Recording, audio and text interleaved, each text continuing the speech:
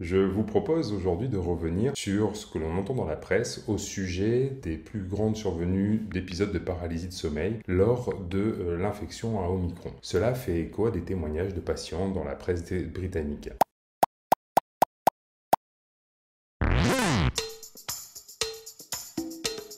Alors d'abord, qu'est-ce que la paralysie de sommeil? Alors, les paralysies de sommeil surviennent surtout lors des transitions entre le sommeil et la veille. Lorsque pendant le sommeil nous atteignons un certain stade de sommeil que l'on appelle le sommeil paradoxal, notre corps est complètement paralysé. C'est plutôt une bonne chose, ça évite que notre corps vive les rêves que nous sommes en train de faire. Autrement dit, ça nous évite de déambuler dans les rues en nous prenant pour des princesses ou des chevaliers.